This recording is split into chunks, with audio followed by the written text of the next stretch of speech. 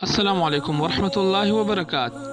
آج ہم پڑھیں گے حضرت خضر علیہ السلام کے بارے میں کہ وہ زندہ ہیں، ان کی وفات ہو چکی ہے۔ قرآن کریم میں جو واقعہ حضرت خضر علیہ السلام کا مذکور ہے، اس معاملے سے کوئی تعلق نہیں کہ حضرت خضر علیہ السلام اس واقعہ کے بعد وفات پا گئے یا زندہ رہے۔ اس لیے قرآن و سنت میں اس کے متعلق کوئی صریح بات مذکور نہیں۔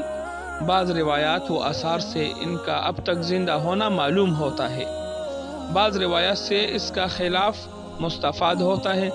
اس لیے اس معاملے میں ہمیشہ سے علماء کی رائے مختلف رہی ہے۔ جو حضرات ان کی حیات کے قائل ہیں، ان کا استدلال ایک تو اس روایت سے ہے کہ جس کو حاکم نے مستدرک میں حضرت انس رضی اللہ عنہ سے نقل کیا ہے کہ جب رسول اللہ صلی اللہ علیہ وسلم کی وفات ہوئی تو ایک شخص سیاہ سفید داڑھی والے داخل ہوئے اور لوگوں کے مجمع کو چیرتے پاڑتے اندر پہنچے اور رونے لگے۔ پھر صحابہ کرام کی طرف متوجہ ہو کر یہ کلمات کہے کہ اللہ کی بارگاہ میں صبر ہے ہر مصیبت سے، اور بدلہ ہے ہر فوت ہونے والی چیز کا، اور وہی قائم مقام ہے ہر ہلاک ہونے والے کا۔ اس لیے اسی کی طرف رجوع کرو، اسی کی طرف رغبت کرو، اور اس بات کو دیکھو کہ وہ تمہیں مصیبت میں مبتلا کر کے تم کو آزماتا ہے۔ اصل مصیبت ذرا وہ ہے جس کی مصیبت کی تلافی نہ ہو۔ یہ آنے والی کلمات مذکورہ کہہ کر رخصت ہو گئے تو حضرت ابو بکر اور علی رضی اللہ عنہما نے فرمایا کہ یہ حضرت خضر علیہ السلام تھے۔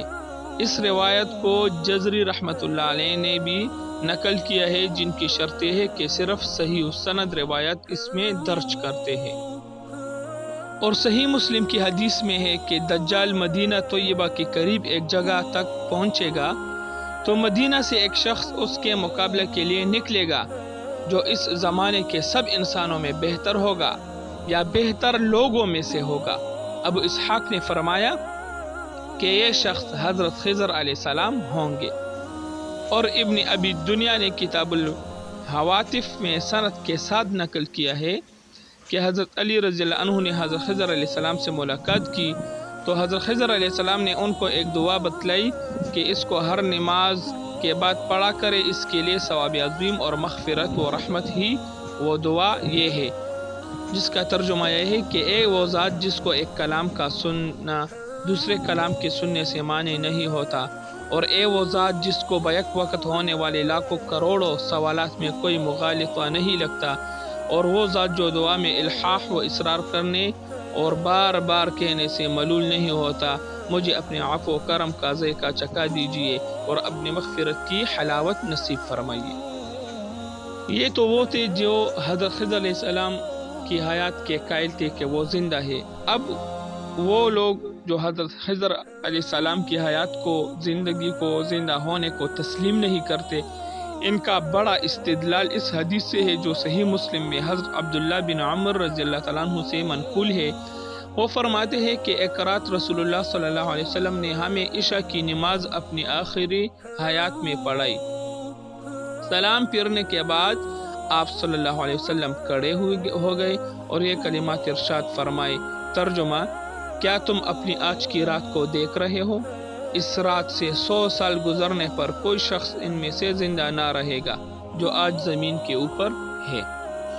حضرت ابن عمر رضی اللہ عنہ نے یہ روایت نقل کر کے فرمایا کہ اس روایت کے بارے میں لوگ مختلف باتیں کرتے ہیں، مگر رسول اللہ صلی اللہ علیہ وسلم کی مراد یہ تھی کہ 100 سال پر یہ قرآن ختم ہو جائے گا۔ یہ روایت مسلم میں حضرت جابر بن عبداللہ سے بھی تقریباً انہی الفاظ کے ساتھ منقول ہے۔ اسی طرح بعض حضرات نے مسئلہ ختم نبوت کو حیات خضر علیہ السلام کے منافی سمجھا ہے۔ اس کا جواب بھی ظاہر ہے کہ جس طرح حضرت عیسیٰ علیہ السلام کی حیات ختم نبوت کے منافی نہیں، حضرت خضر علیہ السلام کی حیات بھی ایسی ہی ہو سکتی ہے۔ بعض حضرات نے حیات خضر پر یہ شبہ کیا ہے کہ اگر وہ نبی کریم صلی اللہ علیہ وسلم کے عہد مبارک میں موجود ہوتے تو ان پر لازم تھا کہ حضور صلی اللہ علیہ وسلم کی خدمت میں حاضر ہوتے اور آپ صلی اللہ علیہ وسلم کے تابع ہو کر اسلامی خدمات میں مشغول ہوتے، کیونکہ حدیث میں ارشاد ہے لَوْ كَانَ مُوسَىٰ حَيًّا لَمَا وَسِعَهُ إِلَّا اتِّبَاعِي، ترجمہ یعنی اگر موسیٰ علیہ السلام آج زندہ ہوتے تو ان کو بھی میرا ہی اتباع کرنا پڑتا، کیونکہ میرے آنے سے دینی موسوی منسوخ ہو چکا ہے۔ لیکن یہ کچھ دور نہیں کہ حضرت خضر علیہ السلام کی زندگی اور ان کی نبوت عام انبیاء شریعت سے مختلف ہو۔ ان کو چونکہ تکوینی خدمات من جانب اللہ سپرد ہے، وہ ان کے لیے مخلوق سے الگ تلگ اپنے کام پر مامور ہے۔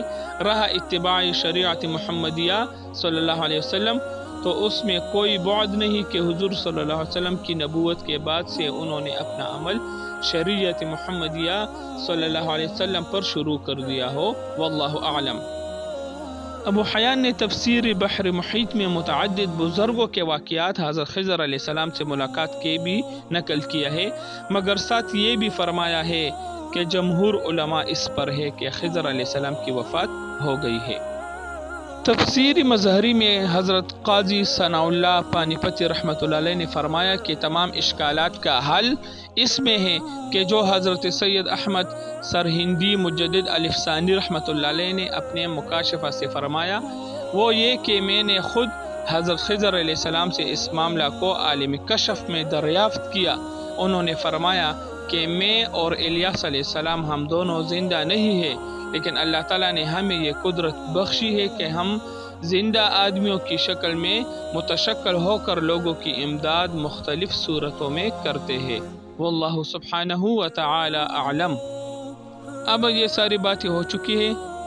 حضرت خضر علیہ السلام کی موت و حیات سے ہمارا کوئی اعتقادی یا عملی مسئلہ متعلق نہیں، اسی لیے قرآن و سنت میں اس کے متعلق کوئی صراحت اور وضاحت نہیں کی گئی، اس لیے اس میں زیادہ بحث و تمحیص کی بھی ضرورت نہیں۔ نہ کسی ایک جانب کا یقین رکھنا ہمارے لیے ضروری ہے، لیکن چونکہ عوام میں یہ مسئلہ چلا ہوا ہے، اس لیے مذکورہ اس کی تفصیلات آپ کو بتا دی گئی ہے۔ اسی کے ساتھ ہمارا یہ ٹاپک ختم ہو گیا۔ انشاءاللہ ہم اپنی اگلے ویڈیو میں ذوالقرنین کا پہلا سفر اور اس کا واقعہ ذکر کریں گے۔